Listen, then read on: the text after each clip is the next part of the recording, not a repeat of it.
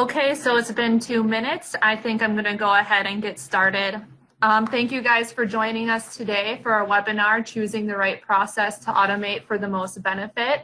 My name is Summer Becker, and I'm the training lead here at ProcessMaker. And today I'm here with Peter Brown, our VP of Sales, who is going to be giving us a presentation about how to choose the right process to automate to get the most benefit from automating that process. But before Peter will begin with his presentation, I'm just going to take you through a short introduction about the topic that we're going to go over today. Then Peter will get to his presentation, and then after we'll be getting to any questions that you guys might have. You guys are welcome to submit questions using the questions function on GoToWebinar at any time during this webinar. But we'll be getting to questions after the presentation, so just stay tuned. So let me go ahead and get started with the introduction. So what's the point of this webinar? So a lot of companies, when they think about getting a BPM tool, or if they already have a BPM tool and they want to automate another process, they're kind of excited, like, yeah, let's go ahead and automate this process. But it really takes time and consideration to choose the right process to automate, because as some of you who might already have a BPM tool have experienced, is that if you start automating a process without thinking about how suitable it is for automation, you could waste a lot of time and resources only to find out that maybe automation isn't the right choice for that process. However, the flip side of that is if you do consider the right process to automate using a BPM tool, you can decrease time between development and production just because you know exactly what tools you need to automate that process, and you know you have everything in your toolbox before you even get started and start automating that particular process. And then in the course of finding the right process to automate, you can also find multiple potential processes for automation, which also increases the return on investment for whatever BPM tool you have or decide to purchase. And then lastly, you're getting the most value from your automation tool and from automating that process just because you're reducing the time to develop and put that process into production, and you're finding how to best automate that process with the tools that you have. So without much further ado, I'm going to go ahead and let Peter get started on his part of the webinar. So just give me a second to change the presenter, and he will be right there.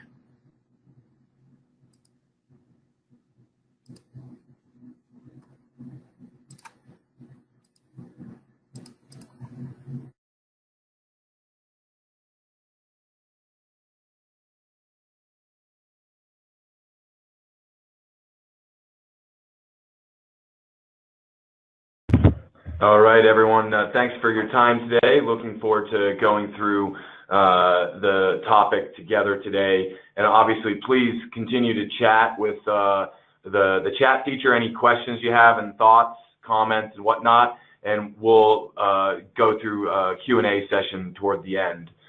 So in terms of the big picture outline of what I'm going to talk about today, kind of 4 key areas. I'm going to do a quick overview of what I've seen a lot of organizations do to create kind of the most bang for the buck.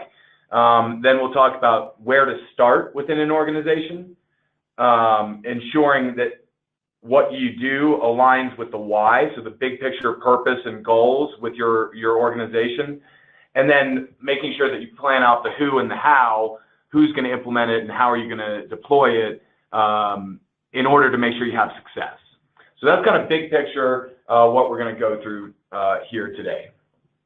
So I want to start with an overview. This is a tool that I've seen a lot of organizations use very successfully, and I've personally used. It's something that really helps frame the conversations internally as you're talking to different stakeholders, as you're trying to prioritize your projects and roll out new solutions. Putting a really simple quadrant-based matrix here with low value and high value, hard and easy. And so if you look at the columns, you may have something that is low value, but is hard to do, or low value and easy to do. High value, hard to do, easy, high value, hard to do. So if you think about these, a lot of times organizations start to then prioritize based off of these considerations. And if you look at a color coding, this is probably most indicative of what I've seen many successful organizations do. If it's low value and difficult to deploy, it's probably something you should just really ignore. Sometimes it's a good thing to let balls drop. Sometimes it's okay to let things push if it's low value and difficult to do. Then there's the ones that are really easy to deploy. So let me give an example. Maybe you have a very simple approval process for something like vacation. A vacation request process is not a complicated process. It's very easy to build. It's not a huge value to the organization, but it's easy to deploy. So that may be something you consider doing. Maybe it goes on the back burner sometimes when there's other priorities. And then really where an organization wants to be spending the majority of its time is in the high value column. So easy to deploy high value items are probably the urgent things you should do immediately because you have the time and the value. But then there's things that are complex and hard to deploy. And that doesn't mean we shouldn't deploy them. They just require strategic planning and thoughtfulness. So let me give you an example with, say, a particular vertical to make this make sense. So even if you're not a bank, you all, I'm sure, are customers of a bank. The loan approval process for a bank can be a very complicated process. But it's also incredibly strategically important to a bank to have that automated. So that's an example of where organizations definitely should be prioritizing those because of the impact of the organization can be so valuable, but it needs to be thought through very carefully. Vice versa, maybe there's a high value but easy to deploy process that, for example, employee onboarding. Employee onboarding often at face value is seen as a back office function that may not be that important to an organization. But one of the most important things that any organization has is its people. So building an onboarding process might be easier, but still have high value. So now transitioning to the where.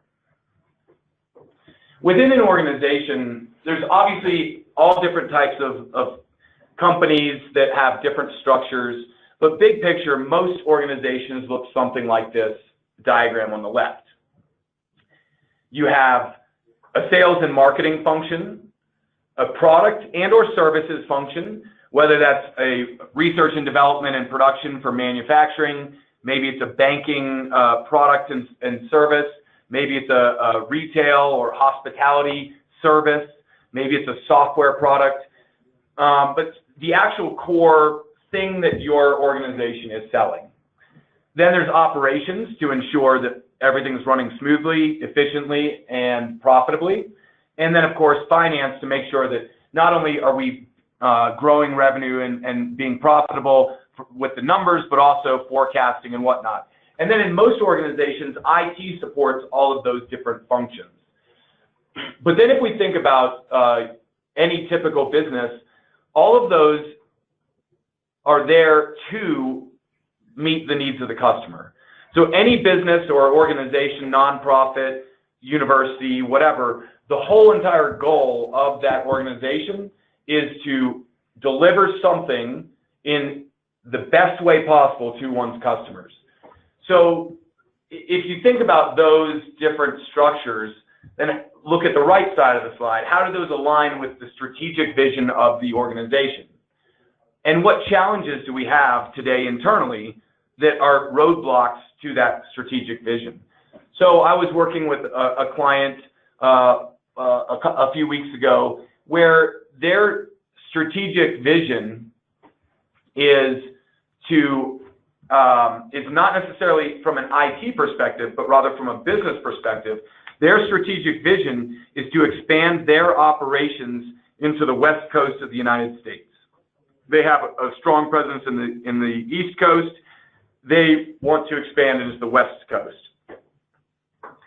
That's a business strategy that now needs to have a variety of IT resources to support that, whether that's employee onboarding, because we're going to hire new employees on the West Coast, or whether it's a sales process or it's a operations process, all various different kinds of processes, but that are most strategically aligned with the organization. So those are kind of the two big picture ones that are often very important. Some sort of decision matrix, but also where in the organization can I get the best return on my investment. And now let's think about the why. This is really where the crux of the issue lies. Because if any of these aren't aligned with why we're doing the business we're doing, then it's probably not something that should be a priority. So every organization is different, but if we think about a typical life cycle, most organizations' life cycle of a customer life cycle looks something like this. We have sales and marketing that bring customers in. We onboard and support them with our services, our product, our training, our implementation, etc. And then our goal would be to retain them as a client, maybe upsell them. Whether I'm a manufacturer and I want to sell more product to them, maybe I'm a law firm and I want to continue to maintain them as a client and help them in other legal needs. Maybe I'm a restaurant owner and I want them to come back to my restaurant again. All business types, of course, want to bring customers in and then retain them. And in order to support this, we have all kinds of back office functions, whether that's HR, whether it's operations, finance, etc. And then all organizations have some form of product and or service that they provide. And that's, of course, crucial in this business life cycle, because as we sell more customers, we get feedback, we iterate the product or service, we make it better, we sell it to more people, etc., and the cycle goes on. Now, the thing about business process management and the thing about process management in general, most of us, when we map out these processes, we think of them in clean lines like this. Once you start digging in, though, to that particular process, nothing ever looks quite so clean and simple. Often it looks something like this, where we have maybe a CRM that is managing some of the processes, but then when we actually are trying to give a proposal to a potential client, we're using Excel and PDF. Maybe we're getting paper copies and scanning them into an imaging system. Maybe we're emailing documents back and forth. Maybe we're taking digital files and printing them out to hand them around internally. And then we're scanning them back in to store them in a document management system. And then we're printing them out to hand them back to someone else for a signature. This kind of situation is common with most organizations. It depends on what department and division, of course. But even in places where there is a software in place, whether that's an ERP, a CRM, or a variety of other software tools, I see this often with customers where the end user themselves is often taking the results of that solution, that software, and printing it out because they just feel comfortable with the paperwork. Or maybe the very last step in the process is the signature. And instead of incorporating something like DocuSign or Adobe EchoSign, the organization is still printing out paper at the end of the day. Or maybe on the front end, our customers are providing us paperwork rather than a digital form. But what's worse about these data silos is that it creates bottlenecks. And this is nothing new.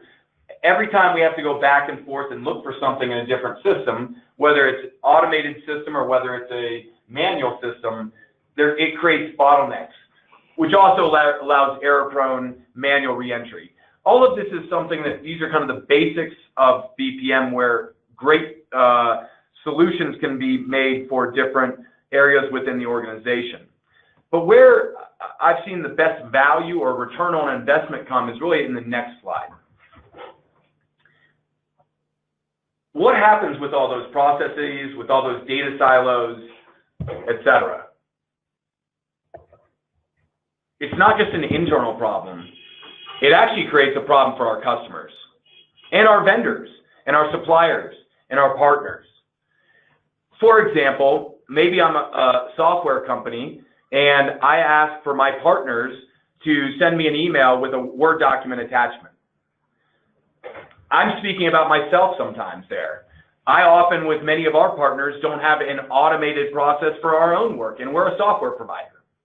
What happens is it's so easy to, the phrase is often called not eat your own dog food, or whatever the case may be. If you're a doctor, you don't take care of your own health. And so we often, building solutions, don't think about how that relates to the end customer, the end user. We think about it as an internal issue. We want to automate our employee onboarding process. But what is the result of that? Maybe our HR person who's doing the recruiting for our company should create a customer-facing, in this case, prospective employee portal to make it easy for someone to apply to our company. Because if you're making it easier for your prospective employees to apply to the company, it makes a better experience, which means they're more likely to join your organization or want to join your organization, which means you're able to screen more and more qualified candidates and have higher talented employees. So whether it's a back office function or something that's core to the business, like a sales function within your organization, all of these processes have an end user that may be outside the organization. And we should be reframing how we think about automation, and not just internally, what's in it for me, but how does that benefit the person on the other side? So to give you an example, I was working with a customer this week who is in the record label industry. So they're a music record label company, and they're using a process with ProcessMaker that is automating their sales process. Now, in their particular case, their sales process is signing a new artist on and going through all the different, planning with producing the record, with all the different tracks, and then also marketing that, and then sending that out, whether it's in the North American market, the Latin American market, the European market, et cetera, and how are they going to market that? It's actually a fairly complicated process that they have automated in a very streamlined way using ProcessMaker. So they've simplified their process in 100-fold over the last 2 to 3 years here with that process. However, one of the things they didn't take into consideration is the very first point of the process is initiated by the internal staff within the record label. So the internal staff gets a new potential artist and they fill out a form, they type up the information, maybe it's, Mark Anthony, maybe it's Jennifer Lopez, maybe it's, name your artist, Shania Twain, it doesn't matter. They're filling in that information on behalf of the artist and they're starting the process based off that form.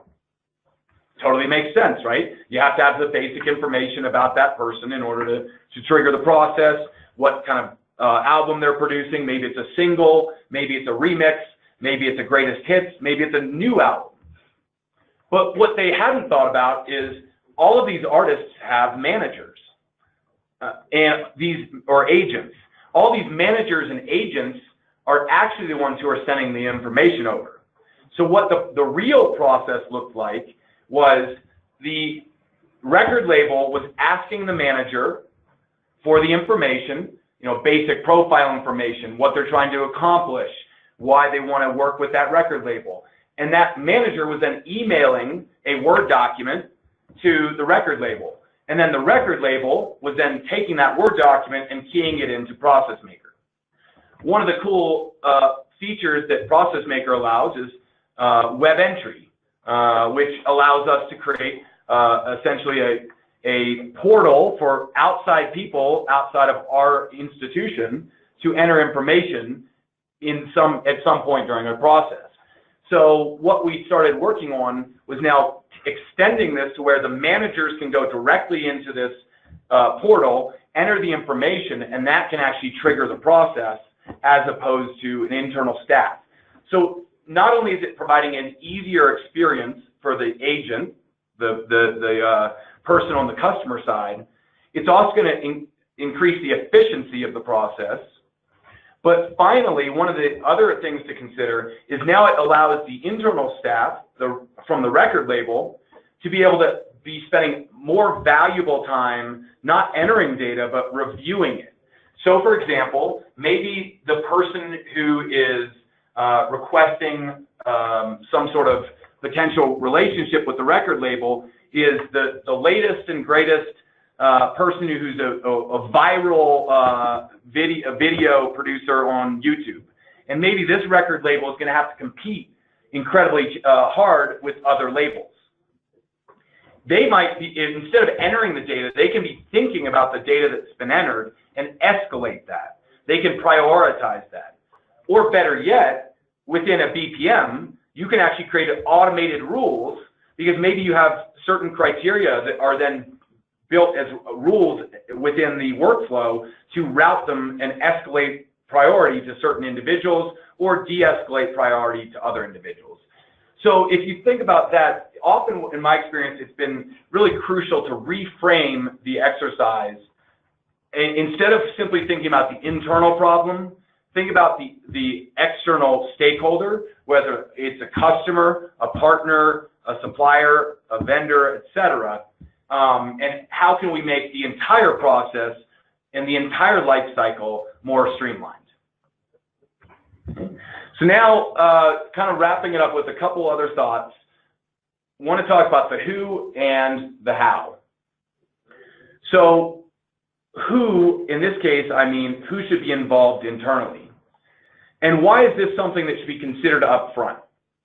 Because when you're thinking about which solutions you're going to get the best return on your investment, the most common thing I've seen in my career is processes that are deployed, that are automated, that never get used. And a lot of times it's because there's no buy-in internally with all the different stakeholders. There's a million reasons why solutions never get deployed. The first one, I think, is the who. So to give an idea, this is another matrix that I've used for many years now to make sure that I'm getting the right stakeholders involved in the right way at the right time. So this is based on the principles of Six Sigma, if you're familiar with that.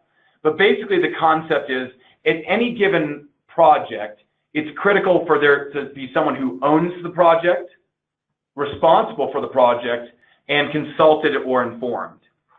So what is the difference between someone who owns it and someone who's responsible? At the end of the day, the buck stops with the person who owns it. What does that mean? That means the person is truly accountable if their job could be on the line if this is not successful. Whereas someone who's responsible is more the actor, the person deploying the process, ensuring that it gets built out the right way, in the right timeline, etc. They're more the operational rather than the strategic. And then you have the subject matter expert who should be consulted and informed. They're the end user. They're the person who's going to actually be using the solution at the end of the day. And what I find often happens in organizations, this tiered approach gets inverted. The people who are deploying and making all the decisions are often the subject matter expert. But they're often not the decision makers, and they may not have the influence across the organization to make sure there's buy-in.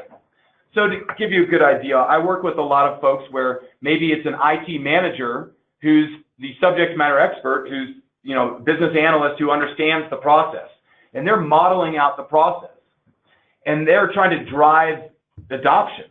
But ultimately, because they're trying to maybe get vice presidents at the company to use the product, they can never get that kind of buy-in.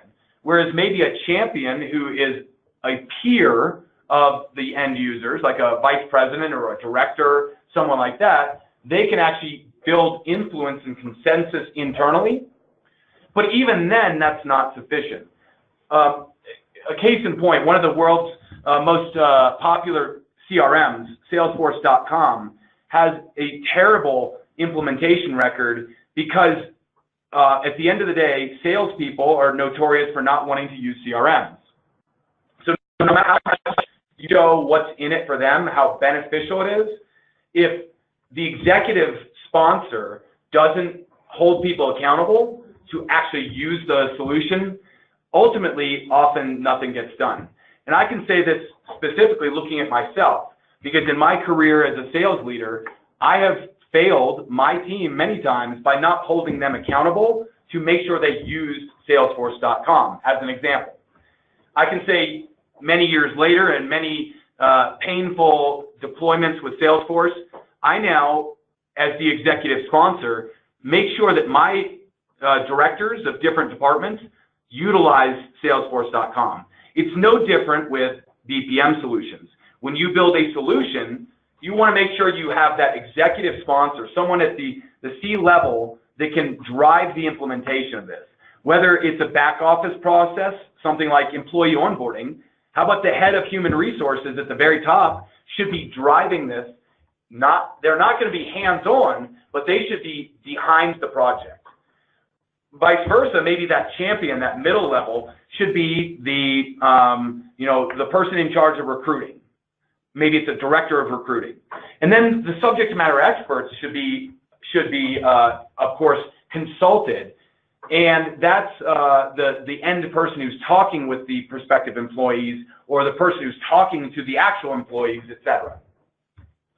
But what ends up happening is in any project lifecycle, those responsibilities shift over time. So maybe early in the project, the executive sponsor is the owner. But when you go to deploy that process, maybe the champion now becomes the owner of the process. And the executive sponsor is simply consulted from time to time. And the subject matter expert is now responsible to use it. So what we find is that the most successful organizations will often plan this ahead of time before they even try to go after automating a solution, because without the right internal buy-in and accountability, the project is often going to fail. So now with the last couple minutes before we open it up for questions and answers, I want to talk about the how. And this is so integral with the who. So this is a common story, having talked to hundreds of customers over my career about implementation of enterprise solutions. There's often mediocre adoption due to all of these different kind of dynamics. So if you look at this XY graph, you have satisfaction on the one axis and time on the other. And a lot of times we have inflated expectations early on. Whether it's when we're buying a new solution that we believe is going to be the latest and greatest problem solving solution for our most important problem. Or maybe it's a platform we already have, something like a BPM, where we're deploying this with a new process. We tend to have stars in our eyes when we want to go automate some new solution. But what ends up happening is when we then go to deploy that solution, the end users may not like it. Maybe it's harder for them. Maybe it's making things more transparent for them. Maybe I'm a salesperson and I don't want to put my information into a CRM or into a pipeline.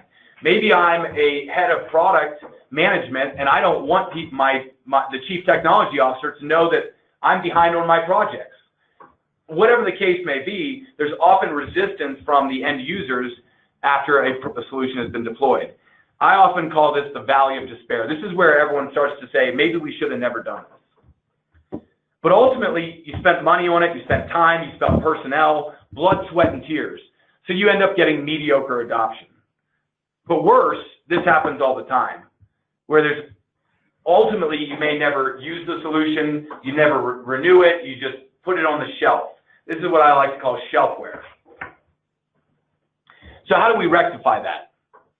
What I've seen as a best practice over the last decade or so working with deployments like this is a couple-fold. One is setting realistic expectations, making sure that you are thinking through this. You're not totally starry-eyed. You have some sort of realism as part of the project. Number two, you'll see in the graph, there's still a dip. In my experience, anytime there's change, it's difficult. It's so easy as a human being to get used to doing things a certain way. And when you're telling me this is going to be more automated, I may get a little excited, but then when I start to do it, I get frustrated. It doesn't do it exactly the way I thought it would. Or maybe I have to relearn how I do it. And so early on, you may even find that an automated process is less efficient early on than the manual process. That's simply because you're still learning and working through it. So then you have various different stages: design, deployment, and optimization. And that kind of helps mitigate that. So this is maybe a good image to help think through that. So oftentimes project management looked in the past with a waterfall methodology. So that would be equivalent to the diagram on the left, where first we have to do this, then that, then that, then that. And all of these are contingent upon the step prior. What ends up happening with waterfall is often that takes a long time. And so then the more common practice in the last, say, 5 to 10 years has been an agile methodology. And agile is very iterative, like the middle of this section here. But in my experience, often it's a blend of both that's most successful. Some things have to be properly planned, where waterfall actually does a lot better job than agile. Just make sure you're not spending too much time, and there's some time where you just have to go and deploy the solution. But then you want to make sure you incorporate an agile methodology where you're iterating, because no automation is ever going to be optimal the first time. And you can always learn lessons from that. And then, of course, the third phase is where you're continuing to get feedback from the end users to continue to optimize that at all times. And that's the whole concept of Lean Six Sigma, is that you're always adding more optimization to existing processes. So hopefully that's a good framework for you guys as you start thinking about how to get the best ROI. So if you think about this in re-summarizing what we've talked about, I think it's really critical for all organizations to have some sort of decision matrix, a very simple one often, that helps you prioritize what projects you should take on and where you should be considering in what part of the organization. And always be reframing to think about the external stakeholders, not just internal problem that we have, but the external problem that we're solving with customers, suppliers, employees that are prospective, etc. And then finally, even before we start the project, make sure we have the right stakeholders involved and that we already have a good plan of action in terms of deploying the process. And what I found with organizations that really incorporate this into their DNA, into their culture of their organization, they find that the solutions come easier and easier and easier. And the faster that you can, the more that it's ingrained in the culture, the faster you can deploy more processes. So if we go back to thinking about the decision matrix, maybe we can not only work on the high value items, but maybe we can work on the lower value items that are easy because we have the time and the bandwidth. So with that said, that concludes the prepared content. At this point, I'd love to open it up for questions and answers for the group in this this webinar.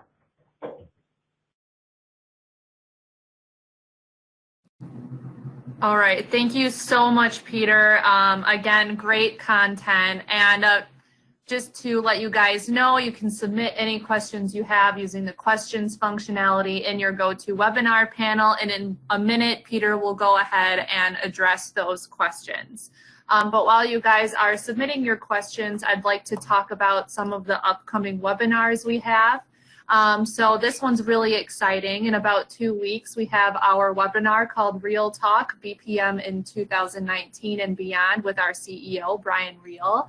And he'll be going over some of the new tech trends in BPM like RPA, machine learning, artificial intelligence, and how those will affect the development of BPM tools in the BPM industry. And that's going to be on Tuesday, May 28th at 2 p.m. New York time. Then after that, we're going to have the second part of our 5 HR processes any company can automate series. This is part 2 of 2. And we'll be going over a timesheet approval process and a contractor management process. And those are going to be some really cool process demos. So I hope you can join us for that on Tuesday, June 11th at 2 p.m. New York time. And then finally, we have a webinar that's going to be co-hosted with AWS or Amazon Web Services about why financial institutions should move to the cloud. Peter will also be helping us give that webinar. So if you really enjoyed today's content, I would highly suggest you go to that one on Tuesday, June 25th at 2 p.m. New York time. And if any of these are interesting to you, you can feel free to register at processmaker.com/services/webinars. All right, so let's go ahead and get to the questions.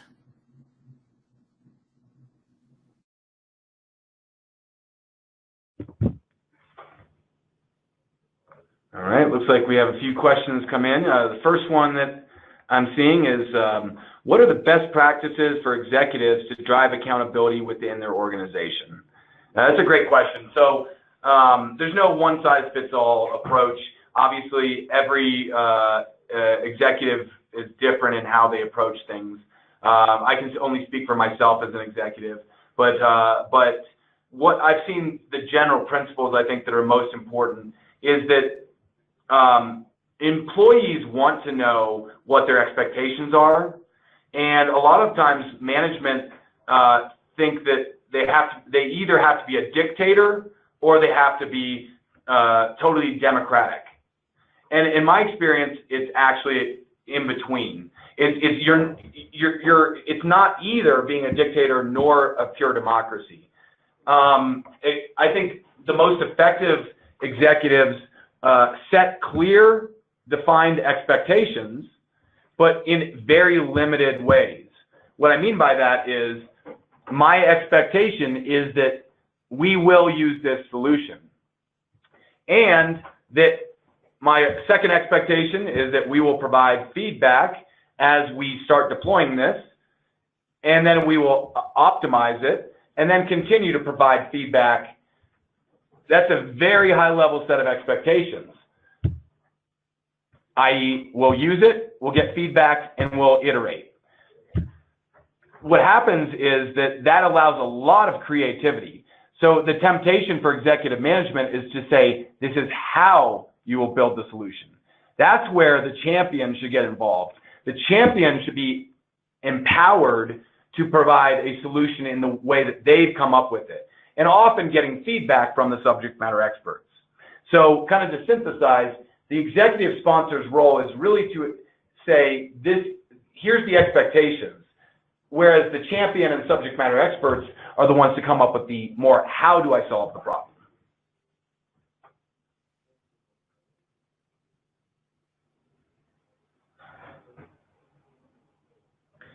Okay, another question I'm seeing come in is, what types of processes have gotten the most ROI? Are there common factors?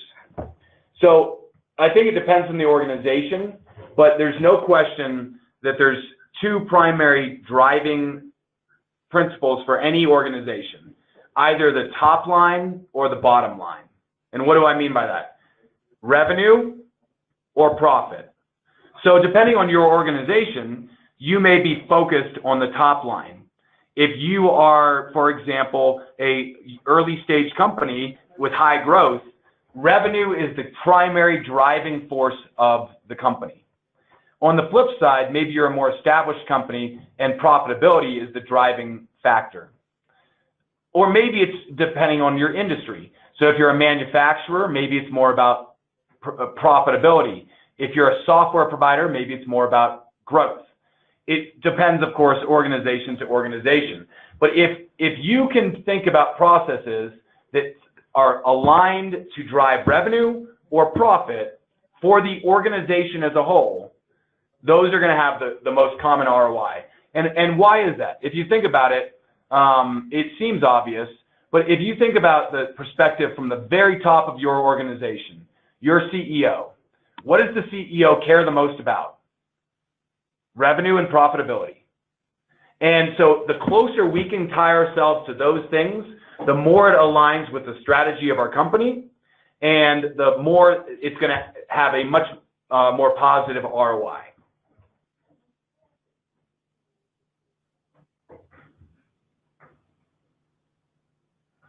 Okay, so another question that's come in is, would a BPM provider help me choose the right processes? What kind of consulting is offered by BPM providers? Good question. I obviously can't speak for all BPM providers. I can speak for ProcessMaker. So there's no question that we'd be happy to work with any of you guys to give some best practices that we've learned as you guys are thinking through this. But there's also, of course, business consultants that will do this for you guys if you feel more comfortable with that. But what I've found, though, is, there's a difference between, say, a business consultant who may know the business processes, and then a provider like ProcessMaker that is a software provider. And here's kind of the big difference. The software provider like ProcessMaker gets to see 100 different flavors of this process. And they've seen what works and what doesn't, but they also know the software inside and out. So they know how to make the most optimal process to solve the problem that's being presented. So not only have they seen it with many, many customers, but they also know how to solve the problem most effectively within the software. So that's kind of an example of where I've seen BPM providers be able to add good value in terms of consultative services there as you guys roll out processes. Are there any other questions here from the group?